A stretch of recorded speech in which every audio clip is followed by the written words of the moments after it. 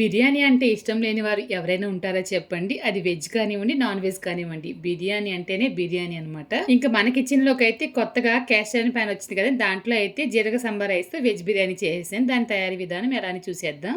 కడాయి పెట్టాను. దాంట్లో నెయ్యి వేసాను, ఆయిల్ వేసాను, గరం మసాలా దినుసులు వేసి వేపిన తర్వాత సన్నగా తరిగిన ఉల్లిపాయ, అల్లం వెల్లుల్లి పేస్ట్, కొంచెం ఉప్పు వేసి బాగా ఫ్రై చేసిన తర్వాత సన్నగా తరిగిన వెజిటేబుల్స్ వేసి బాగా వేపాలండి. కొంచెంగా సాల్ట్ వేసి తర్వాత మూత పెట్టి ఒక 5 నిమిషాలు మగ్గనివ్వాలి. కూరగాయ ముక్కలు బాగా ఉడికిన తర్వాత దీంట్లో టమాటో ముక్కలు, కొత్తిమీర, పచ్చిమిర్చి, పుదీనా, మసాలా పౌడర్లు వేసాను, పెరుగు వేసాను, లెమన్ కూడా వేస్తున్నాను, పసుపు కూడా వేసాను. బాగా కలిపి మూత పెట్టి తక్కువ మంటలో ఒక 3 నిమిషాలు ఉడకనివ్వాలి. ఇప్పుడు దీంట్లో 1కి 2 కింద 4 గ్లాసులు నీళ్లు వేస్తున్నానండి. 3 గ్లాసులు ఇందులో పోసి ఒక గ్లాస్ బియ్యంలో నానబెట్టాను. ఇంకా బాగా కలిపి మూత పెట్టి అసలు మరిగిన తర్వాత నానబెట్టి ఉంచిన బియ్యం వేసేయాలన్నమాట నీళ్ళతో పాటు. వేసిన తర్వాత మూత పెట్టి మీడియం మంటలో ఒక 5 నిమిషాలు ఉడకనివ్వాలి. తర్వాత మూత తీసి ఒకసారి కలిపి 90% ఉడికిపోయి ఉంటుంది. స్టవ్ వెంటనే ఆఫ్ చేసేయాలి. మట్టి పాత్ర ఏ విధంగా వేడి ఉంటుందో క్యాస్ట్ ఐరన్ ప్యాన్ లో కూడా వేడి చాలా సేపటి వరకు ఉంటుంది. ఆ వేడిలోని మిగతా కుకింగ్ అనేది అయిపోతుంది.